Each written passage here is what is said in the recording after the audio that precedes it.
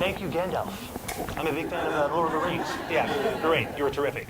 So, good morning, everyone, and welcome to today's class. The complete title is All About Oscar, everything you always wanted to know about the Academy Awards, but didn't know what nerd to ask. So, here I am. For those of you in the back, no, I'm not Seth MacFarlane. For those of you in the front, I'm not James Franco. And for those of you watching on live stream, I'm not Anne Hathaway, though we do have the same haircut, that copycat.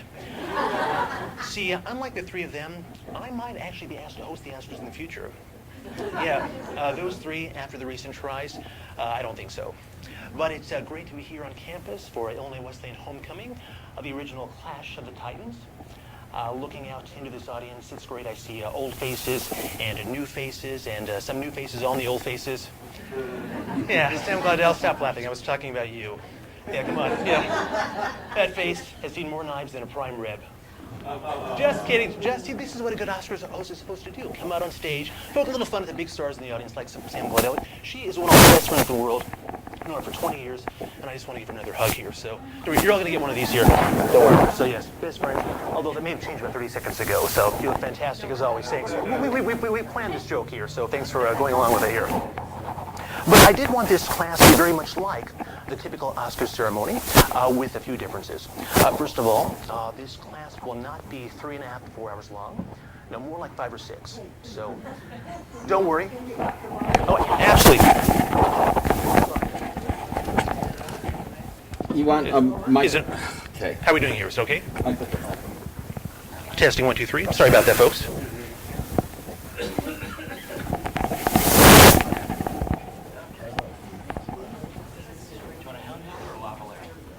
Doesn't matter.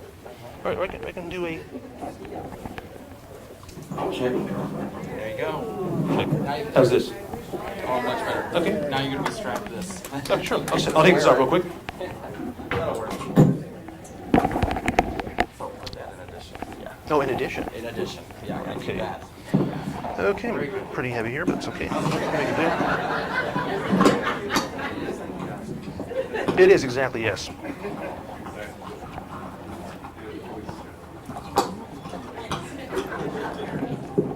Strap in. Here we go. Okay, better? Yeah. Okay, so one more time. This class will not be 4.5 to 5 hours long, more like 5 or 6. So don't worry, we've canceled the football game, and I hope you all brought food and water. Second of all, you won't be singing any corny song and dance numbers like you do with the Oscars. That is, unless we get hijacked by the music theater majors in the audience. Yeah, I know where you guys are, and I brought the tranquilizers. And most importantly, nobody's outfit here is going to be the subject of ridicule, except for maybe yours, sir. Just kidding. All I can say is, it's a good thing that Stephen Kojakara wasn't here. So, no, Chuck Lambert, class of '92, an old friend of mine, so I'm sure he's dropping me from Facebook as we speak. So, great to see you. Great to see you, Judge. That's right. That's right. You rejected me, didn't you? Smart. Good move. Good move. Very well done. So we're here to learn about the Academy Awards. And when you hear someone mention the Oscars, you probably picture this glamorous event with all these beautiful people and these fancy get-ups. And they arrive, all smiles, but you can tell they're incredibly nervous because they know they only have a 1 in 5 chance of hearing their name called out. Yeah, it sounds like the Kappa House on Rush Night. No, just kidding, just kidding. Again, all spirit of the Oscars, right? So, and I want to ask you, how many of you out there would describe yourselves as being a passionate Oscar viewer? Every single year you watch the Oscars, start to finish, no matter what's going on, no taping, no TiVo. Okay, that's great, perfect. And of those of you who just raised your hands, how many of you, can you tell us about the very first time you watched the Oscars? Can you tell us about that experience? Anyone? No one at all? You can be brief? Okay. What is this, Illinois State? It's okay, it's okay. No, that's very good school, by the way. No problem at all. Okay, well, I'll tell you about mine. It was in 1978. Yes, I'm the class of 93, that's 1893. So 1978, that year, the Oscars honored the best films of 1977, and Star Wars was the Best Picture nominee. And my older brothers, they were Star Wars fanatics, and they wanted to see it, win all the big awards. So I watched along, not really knowing what to expect, and it was fascinating. Seeing these movie stars, come out, they would announce 5 nominees, you'd see the faces come up on screen, then they would open an envelope, the winner would take to the stage to hear the applause. It was just so brilliant to me. And of course, Star Wars was a big winner that night. Every time the Star Wars was called out, my brothers and my 4-year-old sister, they would cheer, and you'd hear that classic John Williams music play as the winners took to the stage. It was incredible. But by the end of the night, I decided that I was an official Oscar expert. And as much as I liked Star Wars, I didn't think it deserved to win Best Picture. So finally, Jack Nicholson comes on stage, announces the 5 nominees. Annie Hall, The Goodbye Girl, Julia, Star Wars, and The Turning Point. And my brothers and little sister are all cheering Star Wars, Star Wars, Star Wars. And I'm saying, no, not Star Wars, not Star Wars. And Nicholson reads the name of the envelope, and what did he say? Best Picture. Very good, Annie Hall, that's right. And my brothers, they screamed, and I cheered and started laughing at them. And they chased me around the house, of course. As you can imagine, I was beaten up a lot as a child. Of course, I was beaten up even more as an Illinois Wesleyan student. Yeah, you think I'm joking, but the good thing is I was in the theater department, so I could always tell people, hey, don't mess with me, I know stage combat. So, but after that night, I had so much fun. I told my parents I wanted to watch the show again the next week. And they had explained to me that that show wasn't on every week, it was on once a year. And I was devastated. I couldn't imagine waiting another year to watch that, but they told me, don't worry, next year I could watch it. So I forgot about it, but the next year I watched it with my mother, and it was great. And basically every year it became a tradition for us. And I started trying to watch more of the old Oscar films on TV, and we started to rent them. And as I got older, I'd see more and more in the theater, and learn more about the Oscars. And by the time I got to here at Illinois Wesleyan, I was an Oscar fanatic, no question. People I went to school with here, they know me. I was always talking about the Oscars. When I took acting classes with Professor Nancy Lloyd's, I remember we had a journal we had to write, and I always talked about the Oscars. And she would tell me, please, enough about the Oscars. Write about, what you're learning about acting, but I wanted to talk about the Oscars. And my senior year here, I took an independent study on the history of the Academy Awards with Professor John Ficca. And I was doing a short term, and that was in January, and I basically watched 1 film per day. And I was the awards that it did, White Lock the ones that it did. It was great, and he actually gave me an A in that class, which is good because he gave me a B in his realism class, and we're still fighting about that. I'm trying to get it changed. But I told all the time that the Oscars to me, which I loved, and I wanted to try to do some other career. And today, I do consider myself to be an Oscarologist, one of a handful in the country, and it's what I live for, no question about it. So let's start with talking about the Academy of Motion Picture Arts and Sciences. There are about 6,000 members. Who can name a member of the Academy? Someone just throw out a name? Anyone? Jennifer Lawrence.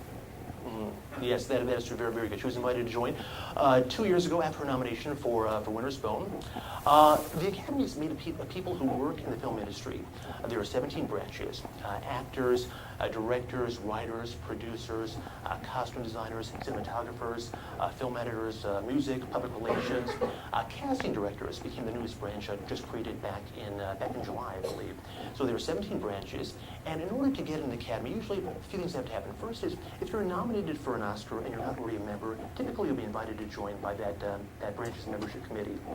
Or you can apply for membership. You have to have 2 current members, probably in that branch, sponsor you. Or the other option would be if the branch's membership committee, they could nominate you themselves if you're not a member and get you in. So those are the 3 ways to get in. The actors branch, the largest one, has about 1,500 members. And you can imagine that, of course, folks like Tom Hanks and Robert De Niro and Meryl Streep and Jack Nicholson, all your A-list actors, who many of whom won Oscars, are members. But other names will really surprise you. For example, how about Paul Rubens, a.k.a. Pee Wee Herman? He's a member. Let's say, anyone ever watched Charlie's Angels back in the 70s? Okay. Jacqueline Smith is a member. It's funny, the LA Times did an article a few years ago about the Academy and who belongs. And it's funny, the Academy, they won't release a full roster of who belongs to it, but they will verify membership. And over the years, some of the LA Times actually did this big study where they managed to confirm the identities of, I think, 89% of the current membership. They did this great article about it, and found Eric Estrada from CHIPS is a member. I remember when I covered the Oscars a few times, I interviewed several people who told me they were members, and I was surprised. Tom Selleck, Jane Seymour, Neve Campbell, who was best known for the Scream films, who just became a member. So it's kind of surprising who gets in. In recent years, Russell Brand has been invited to join, Adam Sandler as well. There's no age limit or requirement. For example, Keisha Castle-Hughes, nominated for Best Actress in 2003 for the film Whale Rider. She was invited to join right after that. Dakota Fanning was not invited to join when she was 11 years old. And I assume they were sent ballots and could vote. But it's really, there's no requirement whatsoever. So that's the actors branch. Then the other branches, one that I want to talk about a little bit here is the music branch. People who either do scores for films, or perhaps they also write songs for films. So Oscar-winning songwriters such as Bruce Springsteen, Bob Dylan, Elton John, Phil Collins, they're all members of the Motion Picture Academy, if you can believe that. And others who've been nominated, maybe haven't won. Bono and The Edge were invited to join a couple of years ago. Peter Gabriel was invited to join. Prince this past year was invited to join. He won Best Song Score in 1984 for Purple Rain. So he'll now, if he accepted, I'm not sure if he did or not, but he could be a voting member of the Academy. Now, the way that the nominations work is that each area, each branch, they nominate in their own area, plus for Best Picture. So actors nominate actors, writers nominate writers, film editors nominate film editors, and so forth. And everybody gets to nominate for Best Picture. One thing I want to note up here at the nominations process that's kind of interesting is they use a non-weighted preferential ballot. And what that means, and you need a math degree to figure this out, but basically what counts is the number of high-ranking votes you get, not necessarily how many ballots you're on. For example, in the categories of the 5 nominees, if there are, if you get 20% plus 1 of the number 1 votes on the nominating ballots, you automatically get a nomination. But let's say you're on every nominating ballot in position number 3, you will not be nominated. You need at least a number 1 vote. So every member of the Academy in your branch could think you deserve to be nominated, but what matters is they have to think you deserve to win. So some people have said it's like this, it's better to be loved by a few than liked by many. So, yeah, story of my life, right? So, and on the final ballot then, everybody votes on everything. So if you're an actor, you get a vote on cinematography and film editing and score. If you're a member of the documentary branch, you get a vote for Best Actress, Best Actor, every single category you can vote. Even the special categories, foreign language film, documentary feature and short subject, live action film and live action short film. Those ones now, starting this year, every member can vote on everything. They'll be sent to screeners, and so there's no requirement. So it's almost like a free-for-all. And I've spoken to other Oscar experts about this. We always wonder, if only specialists nominate for their field, why does everybody vote in the final ballot? And I actually want to make a little survey here. Think about this for a second. Should, in the final ballot, everybody vote on everything, or should only specialists vote on in their field? Think about that for 1 second. Okay, how many of you think that it should be the way it currently is? Everybody votes in the final ballot. If you're an Academy member in documentary, you can vote on everything. How many of you feel that's fair? Okay, a handful. And how many of you think you should only vote in your area of expertise plus Best Picture? So if you're an actor, for acting categories, Best Picture, writers vote writing, and then okay, interesting. So a little more, I think, believe that it should be specialized. So that's interesting. And we've often said that at times, if only the members of that certain branch voted, we would see different results. For example, a few years ago, the film The Tree of Life from Terrence Malick. How many of you saw that film? Okay, great. The cinematography was absolutely smashing, and it seemed obvious that would win. But when Tom Hanks came out on stage to present the Oscars, the first award of the night that year, the 2012 ceremony, he announced that Hugo was the winner. And it made sense because Hugo had 11 nominations, and his cinematography was wonderful, but certainly just not quite as perhaps groundbreaking as The Tree of Life. But Hugo had more support across the board, so everybody was voting, so they voted for Hugo. We do think that if only cinematographers in the Academy had voted, that The Tree of Life probably would have won. Now, I do want to mention something about the Best Picture category, because from the years 1944 until 2008, there were always 5 nominees for Best Picture. And after 2008, they actually expanded it so that there would be 10 nominees. That was actually both in 2009 and 2010. And now there's a strange new rule that allows for at least 5, as many as 10. Any film that has at least 5% of the number 1 votes on the nominating ballots gets a Best Picture nomination. So, you know, the past years there have been 9, but we didn't know for sure going into the process of how many there would be. Now, who knows what kind of perhaps started this change in 2008? Anyone know what it was? Yes, sir? The Dark Knight's Yes, very good, yes. For the Best Picture race of 2008, they're very good, yes, very good. There were, by the time the nominations were about to roll out, there were 4 for sure things we thought. The Curious Case of Benjamin Button, Frost Nixon, Milk, and Slumdog Millionaire. And we thought that the fifth slot would probably go to The Dark Knight because the reviews were just phenomenal. It did so well at the box office. It was so well done. And there was support, of course, for Heath Ledger's performance as a supporting actor. It just seemed like that would happen. But then when the nominations were announced, that fifth slot went to The Reader. And The Dark Knight had 8 nominations in numerous technical categories and a supporting actor, but no Best Picture. And what we think is that The Dark Knight was on a lot of ballots, but who put that down as number one? Their number one favorite film of the year. You know, for example, if you had, Curious Case of Benjamin Button and then Slumdog Millionaire, maybe The Dark Knight could be your third or fourth or fifth, but it wasn't number one enough. Whereas The Reader, the film with Kate Winslet and Ralph Fiennes, yes, a fantastic film, probably had less support, but those who liked it, they loved it. They put it number one in their ballots, so it got a nomination, and The Dark Knight was snubbed. And so after that, the Academy, they changed the rule to allow for 10 nominees for 2 years, and they didn't say it was just because of that, but the Academy president said he would be lying if that wasn't a factor. So for 2 years then, we had 10 nominees. And then starting for the year 2011, when they had between 5 and 10 nominees, one film which people thought might get a Best Picture nomination was the film Bridesmaids with Kristen Wiig and Melissa McCarthy and Rose Byrne. How many of you saw that film? Okay, I saw it, yeah. Well, the reviews were terrific, and at the end of the year, it did very well at other awards.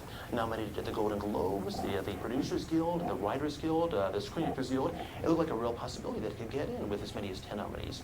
I said that it probably wouldn't because I didn't think enough people would mark Bridesmaids as the number one cinematic achievement of the year. I mean, with films like The Artist and The Descendants and War Horse and Hugo and The Tree of Life, The Help. I mean, Bridesmaids in your top 10 list, sure, it may have been 5 or 6 or 8 or 9, but who would really put that at number one on their list? So it wasn't nominated, though it did have 2 nominations for Best Supporting Actress for Melissa McCarthy and Best Original Screenplay for Kristen Wiig and Annie Mumolo, but no Best Picture, of course. So now, let's talk a little bit up here about some of the recent Oscar races here. How many of you are familiar with the website Gold Derby? Maybe you've ever followed that website? You do? Okay, great, a couple of you. Let's see if I can maybe pull up something here on the, we have access to the internet. I just want to show this website to you. It will change your life. I know it changed my life.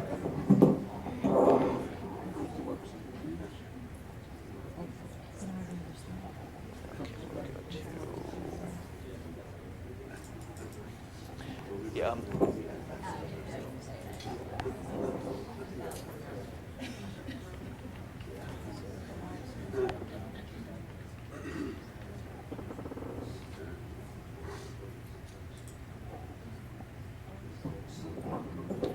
Okay, so this is the website Gold Derby, and it was founded by my good friend Tom O'Neill. Many of you, I'm sure you've all probably seen him at some point. He's been on every network. He's the Christopher Columbus of awards pundits, and awards are his life. I mean, so much to the point where I have to tell him, find something else. I mean, there's more to life than just awards. That's all he cares about. But this website, they track awards, film awards, television awards, the Emmys, Grammys, country music awards, every single award you can name. And of course, the Oscar nominations are coming in a few months from now, so we're kind of getting ready for that. Go to the site here, and predictions by experts. And basically, they offer predictions and analysis from various Oscar experts in the field. So here you see, for example, we are prepping for 2013 Oscar nominations, and you have some experts here at the top. Thelma Adams from Yahoo, who's a friend of mine. And there's a Dave Carter from Fandango, who's a friend of mine. He used to work for Independent Weekly, now he's at Fandango. He's been on Today's Show, every show he's been on all the time. He's a great guy. And down here you see some more of the experts here. Guy Lodge from In Contention Hit Flicks. And there is Tom O'Neill from Gold Derby right in the center row there. See him holding an Oscar. That's an Oscar he actually purchased at an auction. It's for Best Cinematography of 1946 for Anne and the King of Siam. And it's his most valuable possession, as you can imagine. And here are some other experts here. And basically, we are starting now to offer our predictions for the upcoming year. A lot of these films that we're seeing here on the list, we haven't seen yet here, but they're being screened now, and we're basically analyzing to see which ones we think are leading the pack. Right now, 12 Years a Slave is probably our favorite to win, but there's support for American Hustle. A few folks are putting Gravity at number 1, thinking that may have a real chance to win Best Picture. How many of you have seen Gravity so far? Got it, okay. What'd you think? Awesome. Other folks, you have your thoughts on Gravity? Okay. Anybody here not like it? Just curious. Okay. And we've got just over here, so it's sure to be a major Oscar contender.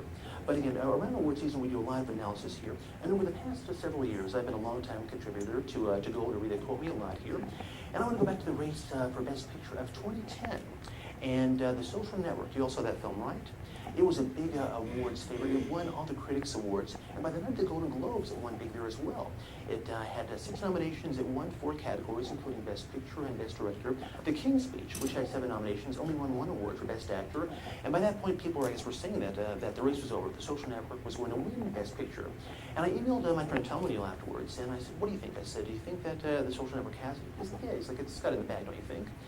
And I said, actually, I don't think so. I think the King's Speech may actually, win. And I gave him a few reasons why. And he asked me to write something up and basically present that. And I did put that in Gold Derby, so I'll pull that up just so you can take a quick look.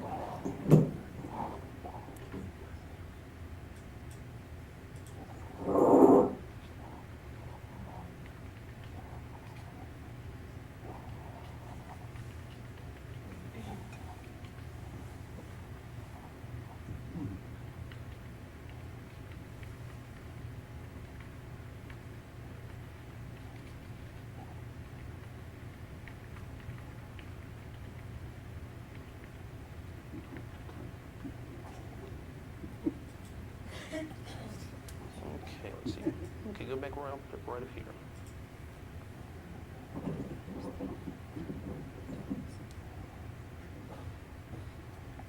Just waiting for it to load up here. There we go. Try it again.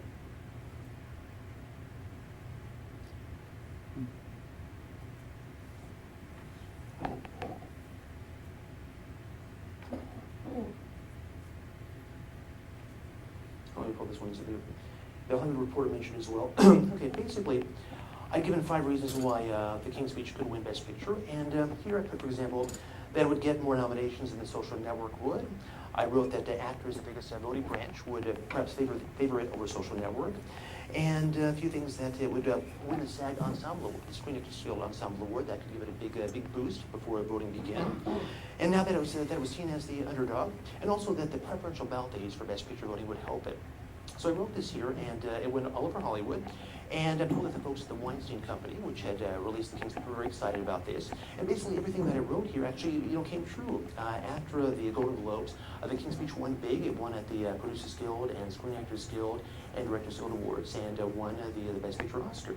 And then let's go back to the next year, to the race of 2011.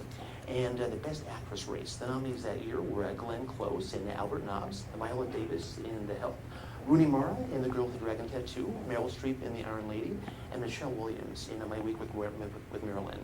And it's funny because after the Screen Actors Guild Awards, Viola Davis won there. All the pundits were picking Viola Davis to win the Oscar. But I said, no, Meryl Streep's got it. And so again, I wrote to Tom O'Neill and gave him 5 reasons why I thought Meryl Streep would win Best Actress, and I'll put that up real quickly here.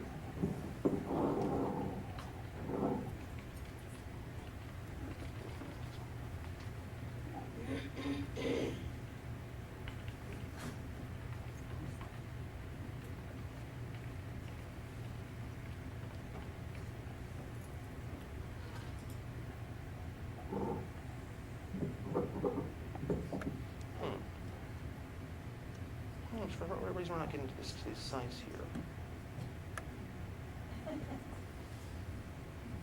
Not sure one place here.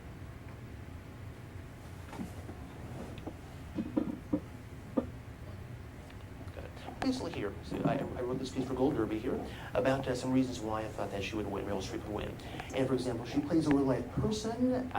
Many in recent years, in fact throughout history, people who played real people have won Oscars. I also wrote that she had the most dramatic role. I wrote that she was overdue for a 3rd Oscar. And still, all the other pundits were saying that no, Viola Davis was going to win, but I insisted Meryl Streep would win. I went on TV, and I basically guaranteed that Meryl Streep would not lose. And when Colin Firth came out to present the Best Actress Oscar, what name did he call out? Meryl Streep in The Iron Lady, and she acted all surprised. But it's when I saw what happened, so I had this formula down. So this year, I met with Tom O'Neill and Paul Sheehan, another editor of Gold Derby, here to discuss this year's predictions for this year. This was actually in January, so it was for the work of 2012. And we decided that Argo was going to win Best Picture, no question. And we knew that Daniel Day-Lewis in Lincoln was going to win Best Actor, an absolute lock. And we got a Best Actress, and Tom O'Neill said that Jennifer Lawrence in Silver Linings Playbook was going to win. Let me refresh your memory. The nominees for Best Actress this year were Jessica Chastain in Zero Dark 30, Jennifer Lawrence in Silver Linings Playbook, Emmanuel Riva in Amour, Quentin Wallace in Beasts of the Southern Wild, and Naomi Watts in The Impossible. How many of you saw all 5 of these films? How many of you? Very good. Okay, great. 4. Okay, 4. Okay, very good. Okay, you both get A's. How's that? Okay, fantastic. So I knew that after seeing all 5 of those films, I felt Jennifer Lawrence would not win Best Actress for Silver Linings Playbook. I thought it was a great film, but I just didn't think it was an Oscar caliber performance. And I told him Emmanuel Riva was going to win, and he laughed at me. He said, "You're kidding." I said, "No way, she's going to win." I said, "I guarantee you." I said, "There's no way." And he goes, he laughed at me, and he said, "Please," he's like, "I dare you to go on TV and make the prediction." And I said, "Absolutely, I will. I'm sure." There's just no way that Jennifer Lawrence could win. It just seemed that, and I wrote another piece for him, 5 reasons why Emmanuel Riva can and probably will win Best Actress. And let me see if I can pull that one up here. We tried it yesterday and it worked okay. Let me see if this comes up here.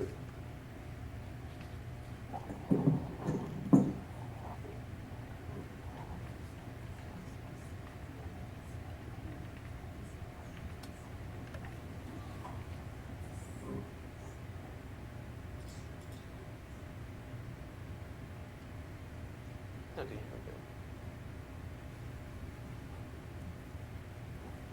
So we're in this piece here about why she would win Best Actress, and Tom O'Neill, he sort of discussion here, where he wrote here about how he thought I was, how he thought I was going on too much of a limb here for Emmanuel Riva, but I said no, I thought that she was certainly going to win. And when the folks at Sony Pictures Classics, they saw what I'd written about her chances here. And basically, there are a few different arguments that I've made. Let me just pull up one more place where we can see this, these points. A movie phone picked it up as well.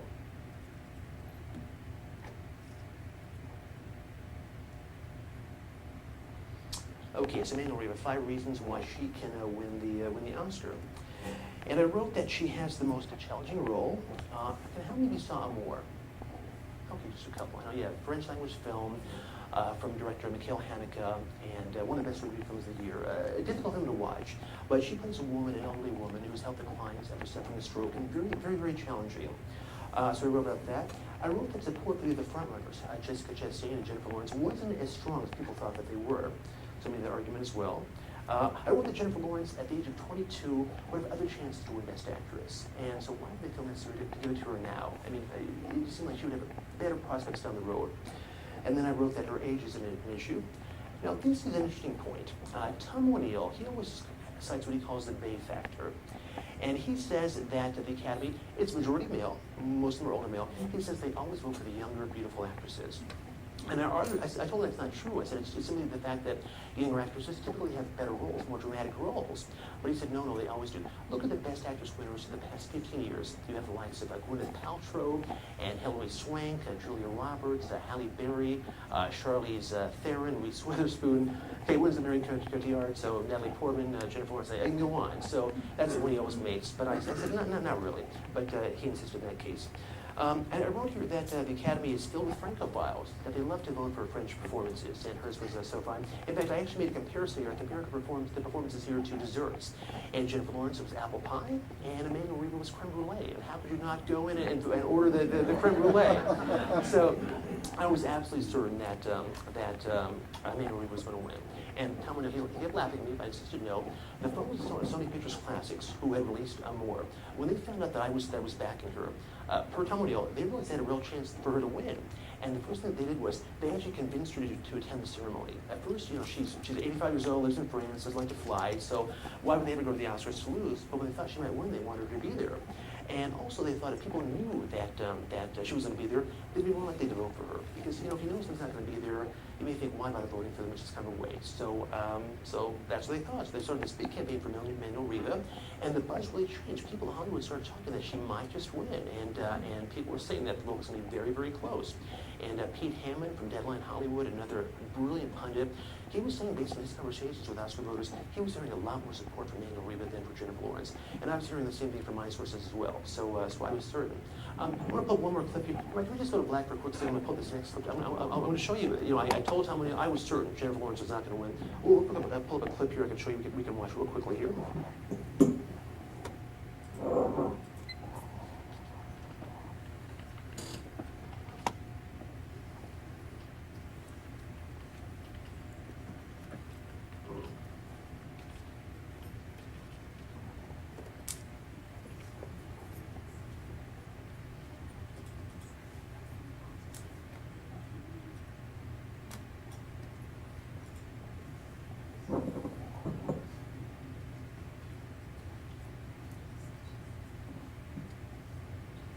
Ready just 1 second here.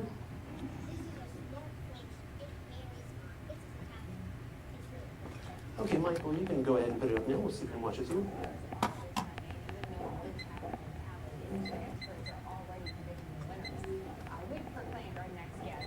Our Fox News Oscar expert, Tariq Khan, is here, and he's actually going to project the winners. No pressure, Tariq, but what do you have? Jenna, how are you? Great to see you. Okay, this is something which has never been done before.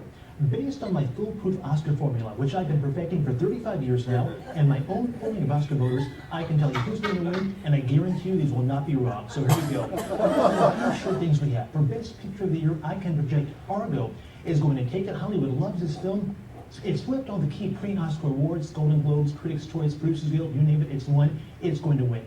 For Best Actor, I'm going to project Daniel Day-Lewis, Best Actor in Lincoln. No brainer here, astonishing performance. Considered the greatest actor of all time, he can't lose. And Best Supporting Actress, I'm going to project Anne Hathaway for her performance as Fantine in Les Miserables. We pretty much called this the moment we saw the Les Mis trailer last summer. Her singing I Dream to Dream, a great performance, she can't lose. Now, Jenna, hold on to your hats. 3 big surprises we're going to see on Sunday night. You're going to hear about them right now. First of all, Best Actress of the Year. It is not going to be Jennifer Lawrence in Silver Linings Playbook, who people expect. It is going to be Emmanuelle Riva in a film called Amour. I know that she's unknown in the U.S., a veteran French actress. She's 85, turns 86 on Oscar Sunday. She's going to get the best birthday present of her life. This performance, it's high difficulty acting. Oscar voters love it. She's going to win, I guarantee you.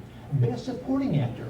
Tommy Lee Jones will not win for Lincoln. This award was going to go to Robert De Niro in Silver Linings Playbook. His best performance in years. Hollywood loves the film. They want to give something. It's going to win here. I can tell you right now. And then for Best Director, one of the biggest surprises, Steven Spielberg in Lincoln will not win. I'm going to project Ang Lee for Life of Pi. This was the greatest achievement by a director of 2012, no question. He took a big book which people said was unfilmable, made it the most visually stunning, a cinematic experience of the year. Ang Lee is going to win. There you have it, Jen. I guarantee you I will not be wrong. If I am, I won't come back to work on Monday. No, we need to. At the foreign desk, which helps us take in all our foreign news, hasn't sort of skewed your thoughts on Argo. I love the movie, but a lot of people, yes. I don't know. The Academy is very international, members from over 65 countries, so they love Argo, they love Life of Pi. These things, I assure you, Jenna, you will not see better predictions anywhere. These things are going to happen on Sunday night. I love the confidence, Tariq. I love this. We got the confidence, the name on the line, their job on the line. Absolutely, that's right. And our viewers can probably follow you on Twitter if they'd like to chat with you about this. And also that's right, yes. And go to foxnews.com. I have articles there with my full analysis on the top 9 categories. Also, 10 free jokes for Seth MacFarlane, so check those out. Hopefully we'll see those on the show on Sunday, so they're pretty funny, I think. So take a look there, foxnews.com. Well, Tariq, we really appreciate your expertise. Thank you so much, Jen. Great to see you. Thank you, Tariq. John? And he doesn't even think he's going out on a limb. No.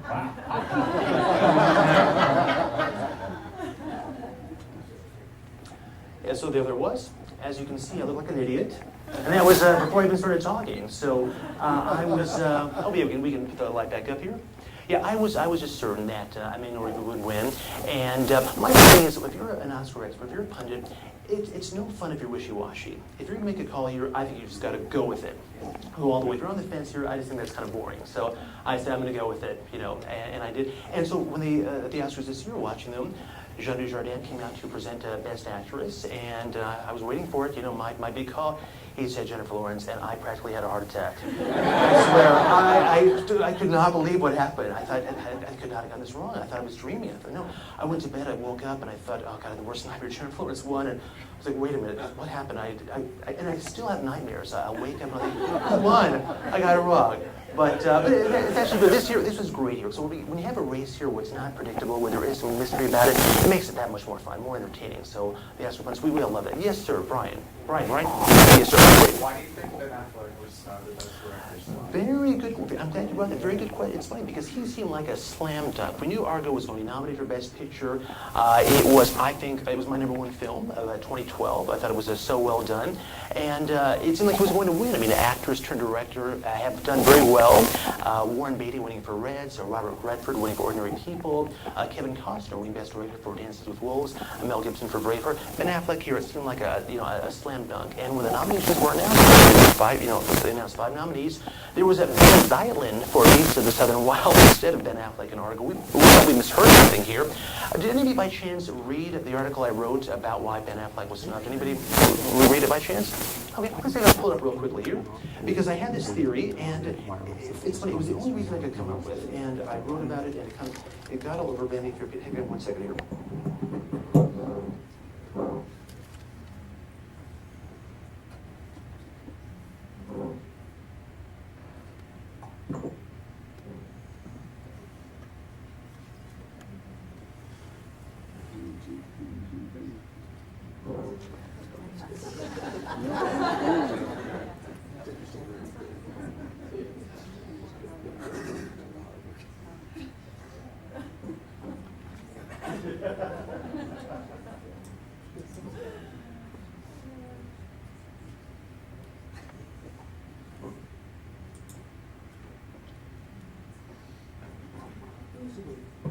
I wrote an article for FoxNews.com about Ben Affleck's snub, and it was picked up here by Vanity Fair.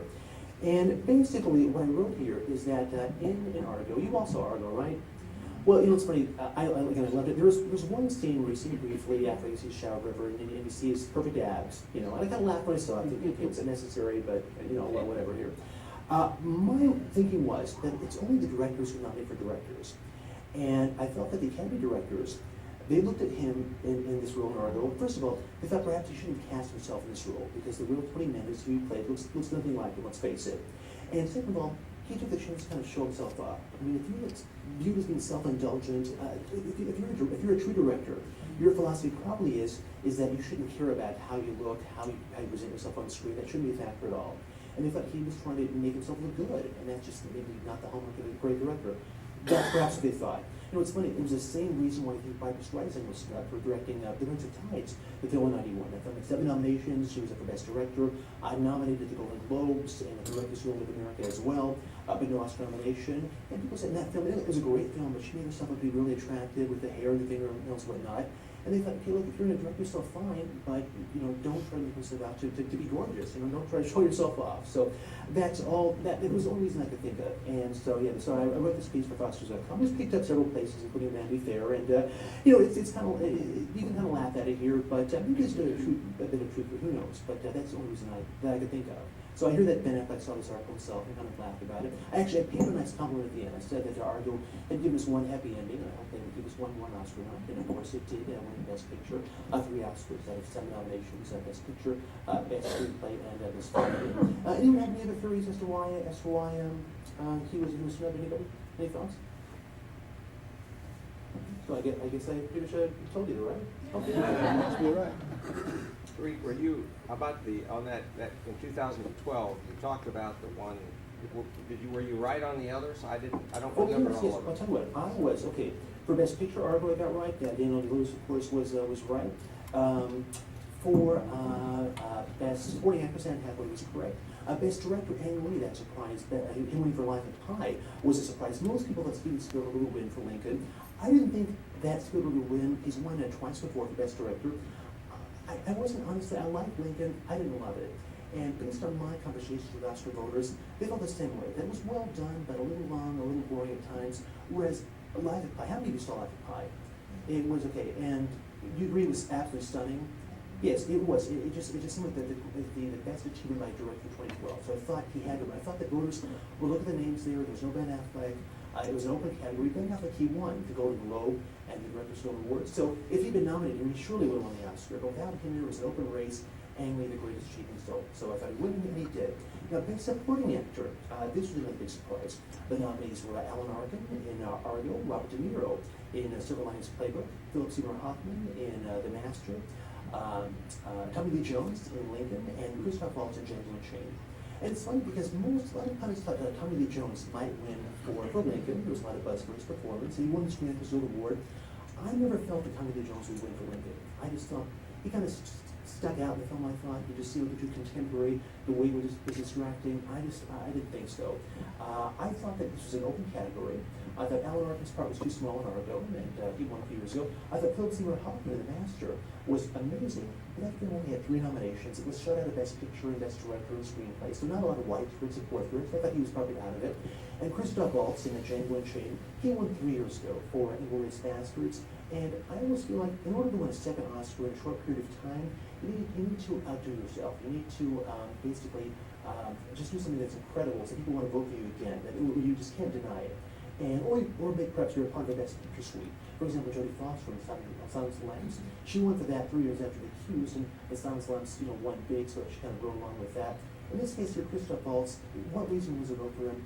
He did the work in Django Unchained. I thought was pretty similar to what he did in Inglourious Basterds. So I thought he was out of it. Tom O'Neill actually said Christoph Waltz would win, but I said no, there's no way. Anyway, so I was surprised by that too. I thought Robert De Niro in Several Lines Playbook, a brilliant performance from one of my favorite actors. I thought because Jennifer Lawrence would lose for Best Actress. I thought that Several Lines Playbook, which again I loved, had 8 nominations. I thought they had to give it something somewhere. It couldn't win Best Picture or Best Director or Best Supporting Actress. Bradley Cooper nominated for Best Actor was so incredible. Another year he might have won up against him, but they didn't win. It was just too hard. So I thought the best place to put him would be he was supporting actor Robert De Niro. And what a great moment it would have been if for him, 32 years after winning for Raging Bull, to get back up on stage to accept his 3rd Oscar, it would have been a standing ovation. It would have been wonderful. And it's funny, when Christoph Waltz won, I could feel that the audience wasn't that happy. For on the final ballot here, they decide by a single vote system here. And so basically, whoever gets the most votes wins. And I think what happened is you had the split vote between Tommy Lee Jones and Robert De Niro and probably folks in the Hoffman and Alan Arkin, kind of the veteran actors. And so Christoph Waltz kind of squeaked through. So I think that's what happened. And I could tell a lot of people in the audience just weren't thrilled because he just won. So, whereas if De Niro had won, people would have just been thrilled and given this ovation. So that was my feeling. So yeah, and it's funny, when you're wrong on things, it's okay. I told other pundits, we're all wrong at times, and that's part of the fun of it. If you're afraid, then you shouldn't be a pundit. It's time to go out on a limb. You're trying to call the long shots. So 20 years ago, I remember calling Anna Paquin with the piano as supporting actress. A little girl. You also saw the piano by she was 93. Okay, she played a little girl playing her actor's daughter. And Catherine Lowry, my classmate, 93. I remember we talked about this over the phone before the Oscars, and I said, I told you Anna Paquin would win, and I went on and how brilliant she was. People thought it was crazy, but Anna Paquin won. So I think it's fun to go out for long shots. I called Meryl Cotillard, who was for Best Actress for Lafayette and Rose 6 years ago. I said that performance, she was just astonishing. She's got to win here, and other pundits, didn't believe it, but she did win. So I was proud of that. So yeah. Well, any other questions you want to bring up about this year or any other years by chance? We can take questions. Yes, right there in the back. Why do you think Leonardo DiCaprio has won an Oscar yet? Well, he's not one. I'm so glad you brought up that question. Now, just like I discussed Tom O'Neill's the Babe factor, that theory, how the Beatle actors always win because it's older males in the Academy, they both the younger actors, which I don't believe, but that's what he says. Now, it's the opposite for the young Hollywood heartthrobs. This is what Tom O'Neill calls the slap the stud syndrome. He's written about this extensively. You look at actors like Brad Pitt and Tom Cruise, Leonardo DiCaprio, Jude Law, Johnny Depp. They're the ones that are young and good looking. They have it all. Fame, fortune, good looks, beautiful woman. Oscar voters, they're again older men. They look at them and think they've got it all. Why give me the Oscar? Why not make them wait? So that's just one theory. Is it true? I don't know. There actually is some history for this. You look at, let's say, Cary Grant never won an Oscar. James Dean didn't win. Paul Newman received his first nomination for Best Actor in 1958 for Cat on a Hot Tin Roof. He didn't win. He went through 5 more losses, 6 losses before he finally won Best Actor in 1986 for what was the film? It's very good. He finally went through that. By that point, he was so upset. Almost 30 years of losses. He was so upset that he wasn't even at the ceremony. And when he was finally presented the Oscar, he was disappointed. And somebody said to him, "Too little, too late." And he kind of nodded his head. So they gave it to him when he was much older. So It's just something there's perhaps a long history of. Jeff Bridges, another great actor who lost 4 times. His first nomination came in 1979 for the Last Picture Show, and he lost for that. He finally won Best Actor of 2009 for a crazy, fantastic performance. So maybe when they're not quite as good looking, they that translate winning. So Leonardo DiCaprio, he still looks pretty good. Maybe get another 10, 20, 30 years, you know. So yes, yes, Brian, go ahead. Back in 2006, for the best picture race, everyone thought that Brokeback Mountain was going to sure win the best picture. Yes. So everyone was surprised when Yes. Crash won.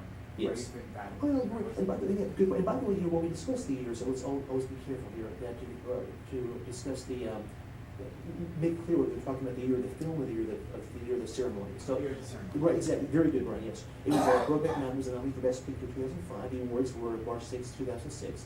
The nominees were Brokeback Mountain, Capote, Crash, Good Night, Good Luck, and Munich. And it looked like Brokeback Mountain seemed to be a pretty safe choice. It had the most nominations of any film that year, a total of 8.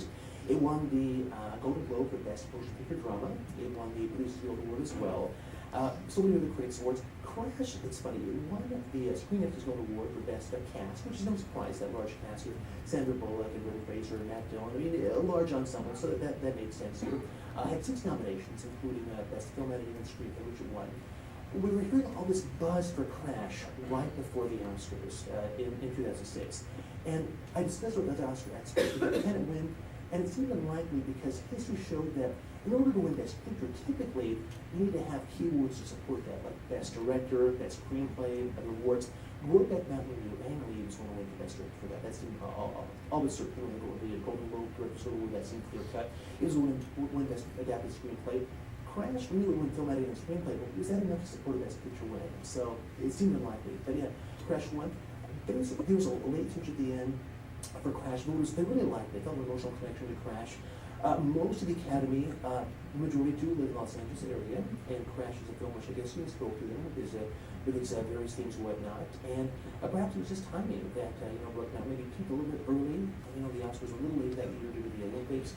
And so somehow Crash just kind of squeaked through. It's amazing when Jack Nicholson opened the envelope, he was absolutely shocked. He seemed to be rubbing it out himself.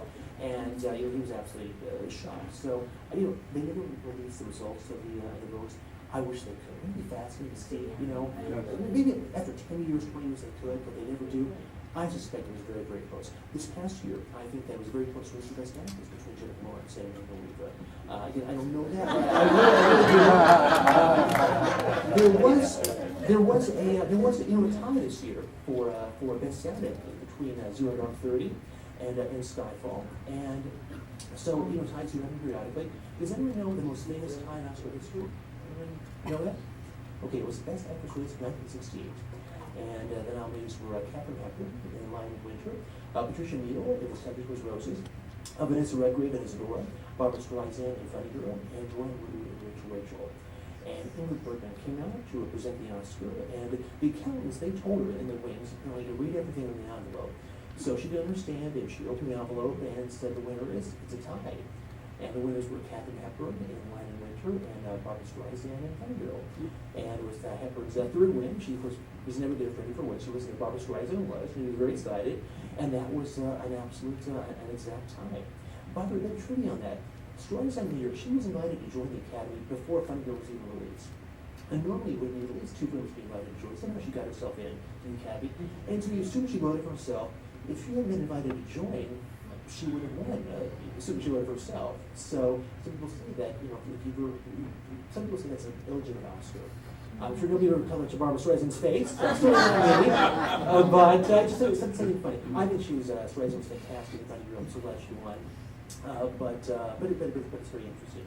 So, yes. Could you describe a little bit? Obviously, you've been passionate about this for most of your life, or a lot of your life. Could you describe a little bit your journey from Illinois Wesleyan to where you are now? Oh, sure, yes. Well, basically, after I graduated from Illinois Wesleyan, I went to graduate school in journalism at Boston University, broadcast journalism, and I finished my master's there. And then I went on to work for the Boston Neighborhood Network News as a reporter and film anchor. It's like a cable access station in Boston. Did that for a couple of years.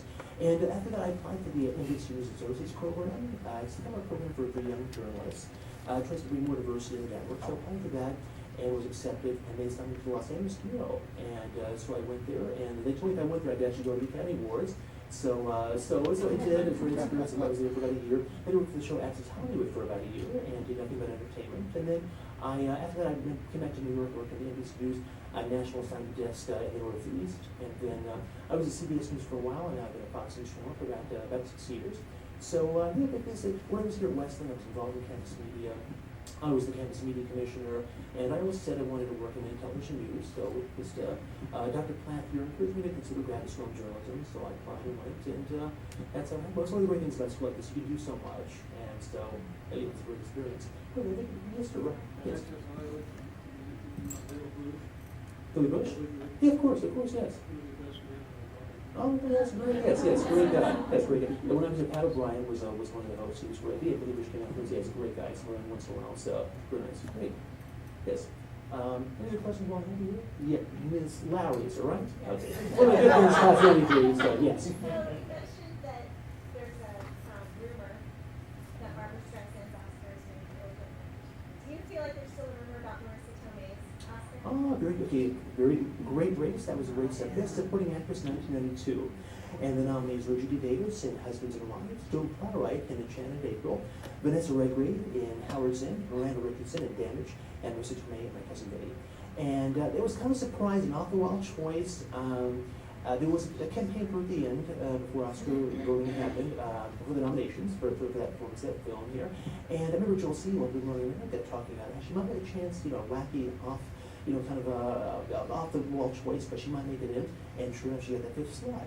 And she seemed like a real, a real long shot. Like, let's face it, once these 4 other, serious actresses. I mean, 3 British and 1 Australian, and it just made Marissa Tomei as great as she was. I thought she was wonderful. My Cousin Betty, no question about it. Almost a leading role, terrific. But was it really an Oscar performance? It just seemed probably not. So Smart Money was funny. It was a very tough race that year. Some people thought Judy Davis, some thought Miranda Richardson. You thought Miranda Richardson that year, did you? Yes, exactly. Others thought that Joan Plowright won the Golden Globe. Of course, she was Mrs. Lawrence Olivier, so how great would it be to see her again on her stage? So, Entertainment Weekly, they wrote that in their analysis. They gave Marissa Tomei virtually no chance. But one thing they wrote was that she might pick up the Xenophone vote because she was the only American in the category. And it was kind of interesting. So, that night, the Oscar ceremony in March 1993, Jack Palance came out to present the award for Best Supporting Actress, the first award of the night. And it's funny, before he opened the envelope, he said, this is one of the few times in history that 5 foreign actresses have competed for the Academy Award. 4 English, 1 from Brooklyn. Judy Davis is actually Australian, so she was not happy about that. But everyone kind of laughed, and then he opened the envelope and said Marissa Tomei, and people were shocked. And I think that was legitimate. She did win. I think what happened, it was a split vote. That was split between Davis and Redgrave and Richardson and Plowright. And Tomei had support. She was fantastic. So she just got, maybe she got 21, 22%, who knows, but just enough to win a plurality. And that's how she won. And it's funny, I remember interviewing Quincy Jones. He produced the Oscars in 1 year. And one year when he was presenting the Best Score Award with Sharon Stone, they announced the nominees, and they didn't have the envelope. And he went off stage, Sharon Stone waited on stage and said, okay, let's have a psychic moment. And he came back out, listened to something in her ear, and she said the winner was Il Postino for best score. And I asked him, I said, what happened? I said, you went to the accounts? He said, yes. And I said, they're there. He said, yes. And I said, they tell you, they're there. If a mistake is made, they'll come out and stop what's happened. And he said, absolutely, because they're waiting the entire time. And so if the wrong name was read, that was the rumor that Jack Palance had read the wrong name. If that had happened, they would have said something. So Marissa Tomei, she absolutely won, and she was fantastic. And she's had 2 more nominations since. Best Supporting Actress 2001 for In the Bedroom, Best Supporting Actress 2008 for The Wrestler, and I think she's absolutely a fantastic actress. So, have any of you by chance ever had the chance to hold an Oscar by chance? Anyone? I'll show you something real quickly.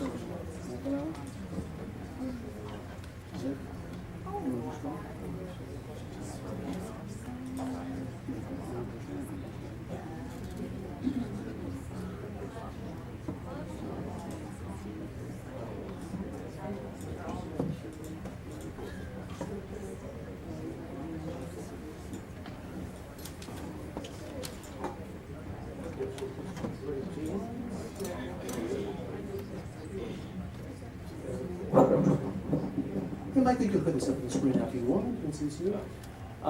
This was me at the last time I covered the Oscars in 2000, after the ceremony was over, and basically everyone that night I saw with an Oscar, I was all kind of please hold it, and so everyone was very nice. Nobody swayed while they held her Oscar that night.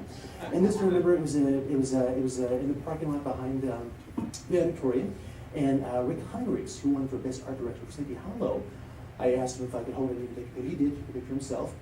He just won. I kind of held on to it, and he was kind of look on his face, said, I'd like it back. And I was thinking, would you really want it? So yeah, they're very heavy, and it's just amazing. I've of course never been nominated myself, and I probably never will be. But who knows? I'm still relatively young, right? Yeah, so we're good. So yeah, you can take this down now, Michael. Thank you so much. Big that up.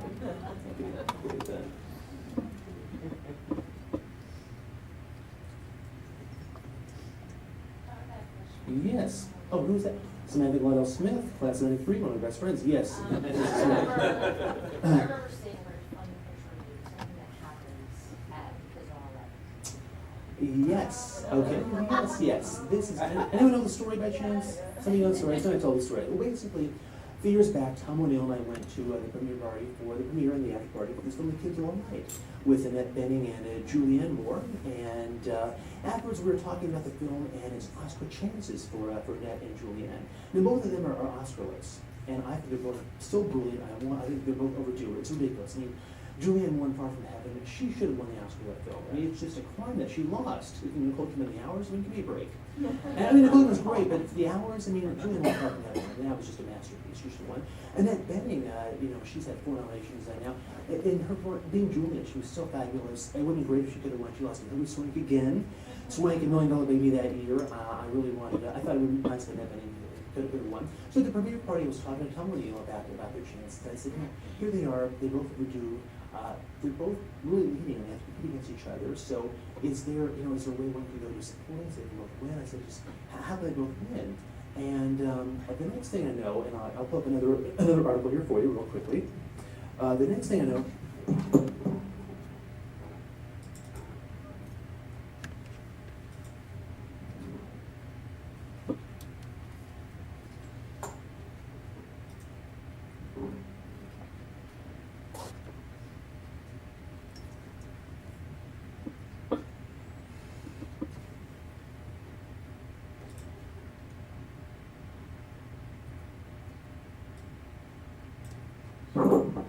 Okay, I'll put it up here.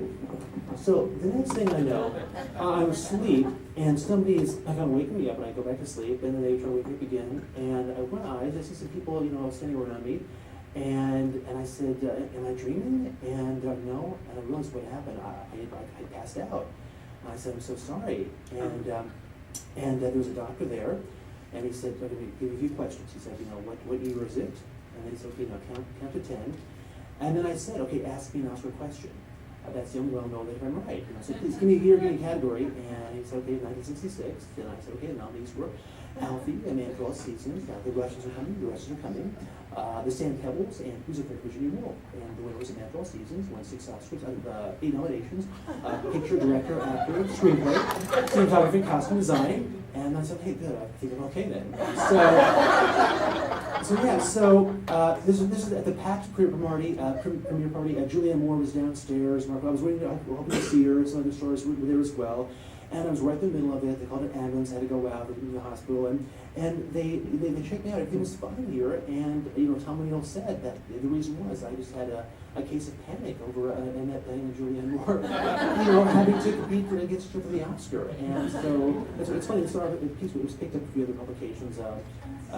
The doctor who was there, he was the date of Rachel Dratch, Down with Debbie from SNL. So I guess I really do owe it Down with Debbie here. So yeah, so it happened. So it was fine, but it was just kind of a funny story. So yeah, that's what happened. Thanks for bringing it up. Mrs. Smith. It's really a great reasons to talk about. One of these, perhaps I thought.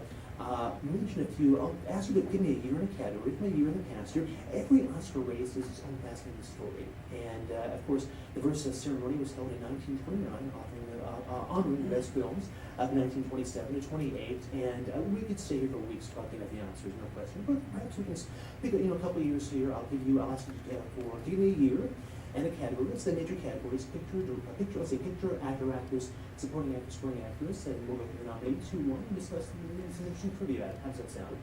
See, yes. Do you want to start the quiz? 42 actor. The nominees were James Cagney in Yankee Doodle Dandy, Ronald Colman in Random Harvest, Gary Cooper in The Part of the Yankees, Walter Pidgeon in Mrs. Meryl, and Monty Woolley in The Pied Piper. And who was the winner? Anyone know? James Cagney, that's right. That's right, of course, playing Daniel Cohan in a Yankee Doodle Dandy. Fantastic performance, one win out of 3 nominations for him. Of course, oftentimes when you sing and act in a film like he does, you play a role person, your chances are improved. Yankee Doodle Dandy had 8 nominations, won 3 awards, also won for Best Sound and for Best Score as well. So yeah, great year, glad you brought that up. The Best Picture winner that year was, and this is Meryl, of course, fantastic World War II film, which was just wonderful. So yes, Jennifer Morgan, yes. 1971. Best Picture. The nominees that year were Clockwork Orange, Fiddler on the Roof, The French Connection, The Last Picture Show, and Nicholas and Alexandra. And what film was the winner? Exactly, that's right. Won 5 Oscars: Best Picture, Best Director, Best Actor Gene Hackman, Best Screenplay, Best Film Editing.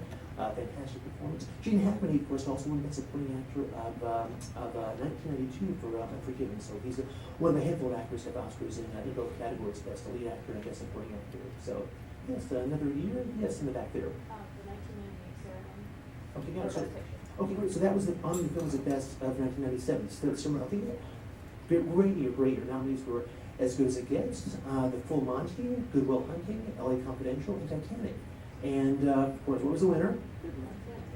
Titanic was the big winner. Yes, with 11 Oscars out of 14 nominations. With its 14 nominations, Titanic had actually tied Al-Ghadib as the film with the most nominations in history, a total of 14.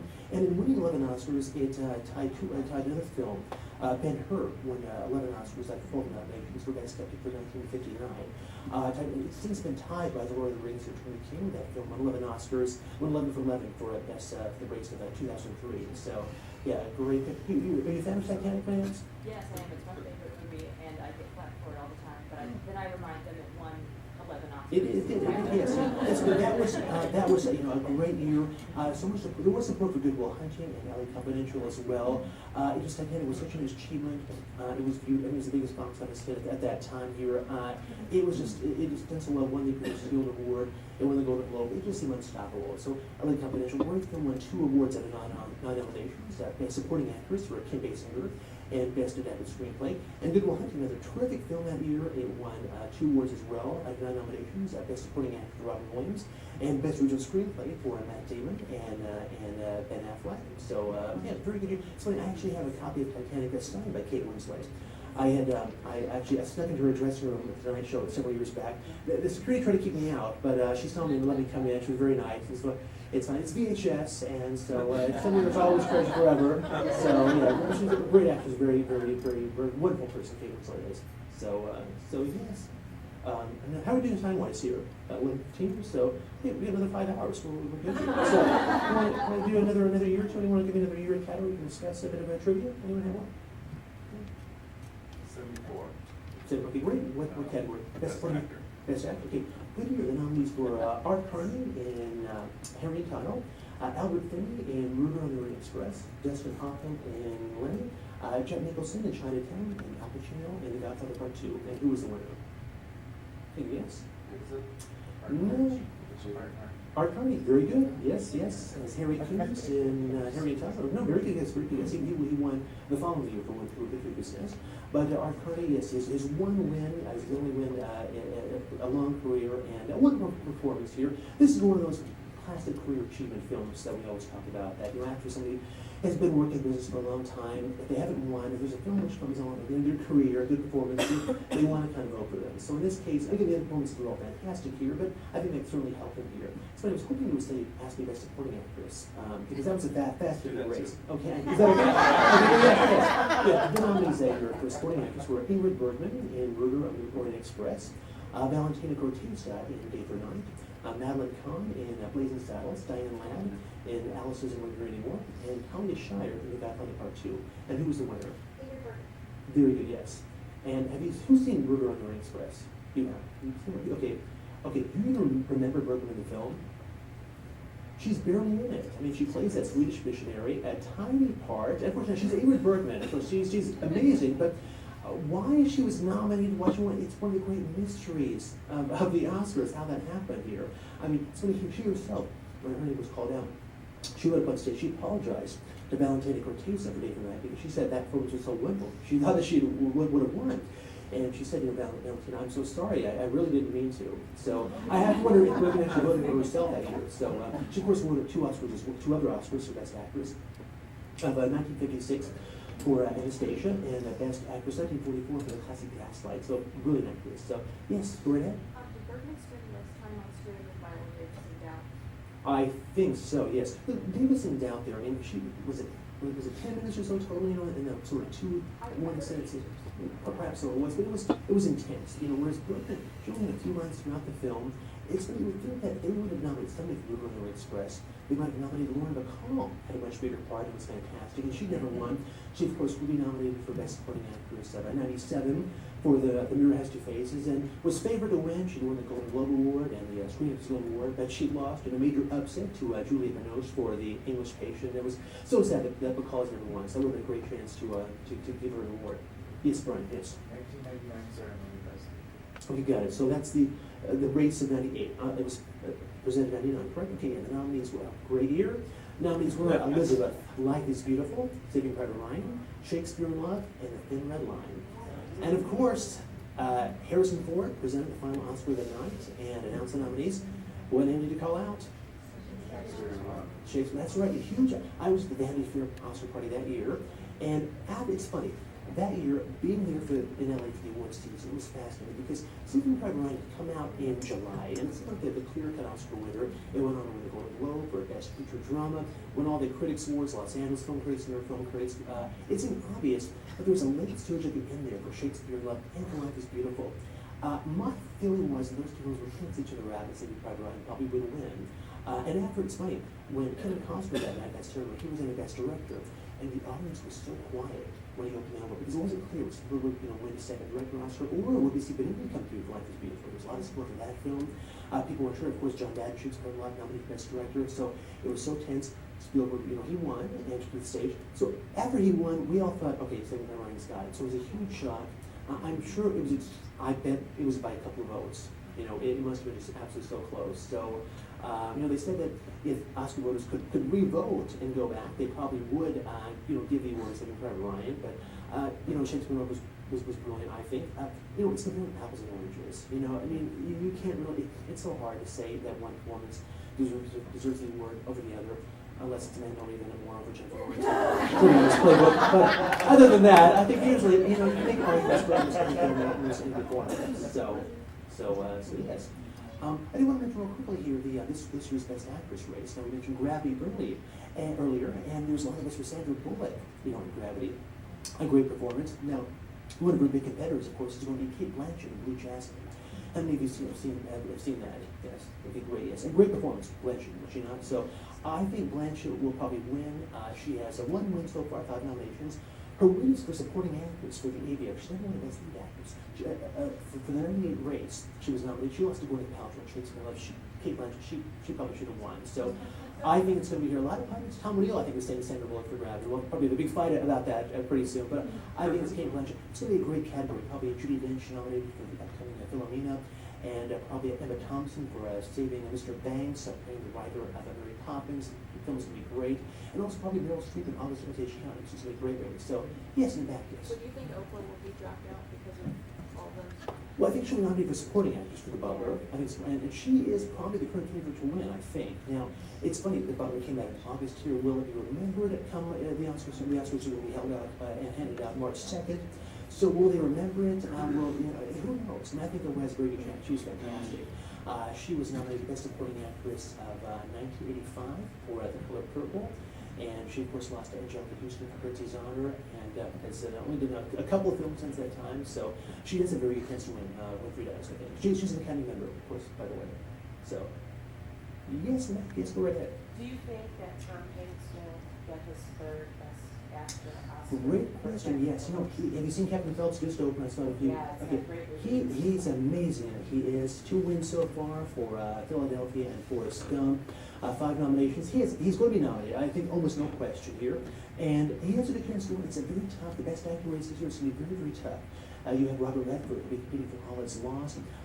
Chiwetel Ejiofor, the film 12 Years a Slave, which is absolutely dynamite. He's astonishing. Bruce Dern to be nominated for the film Nebraska. I'm hoping that Hugh Jackman gets in for Prisoners. He was. Have you seen Prisoners? Any of you? Yeah. Okay. Was he not amazing, Hugh Jackman? Yeah, he was terrific. So it's going to be a very crowded field.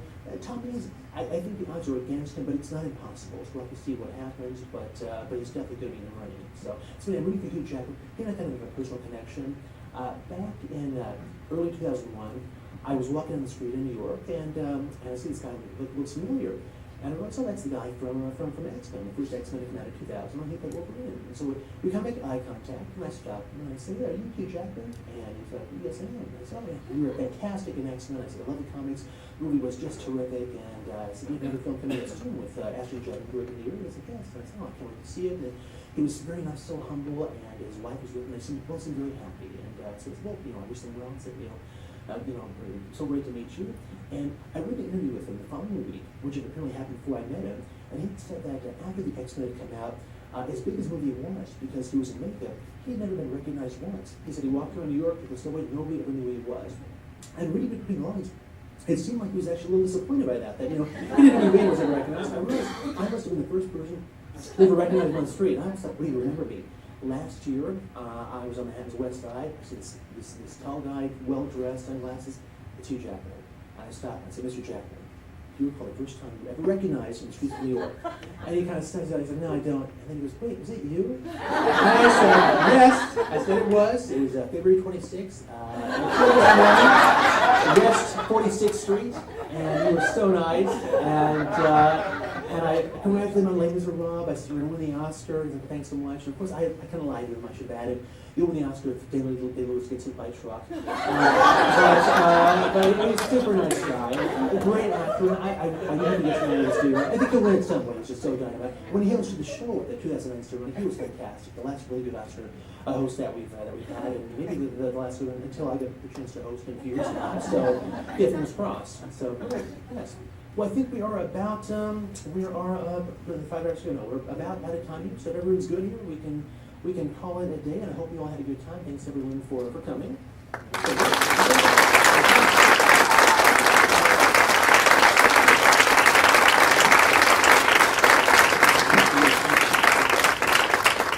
Tariq, thank you very much. Could I ask for close friends in the class of '93, would you head up so we can take a quick picture? Would that be all?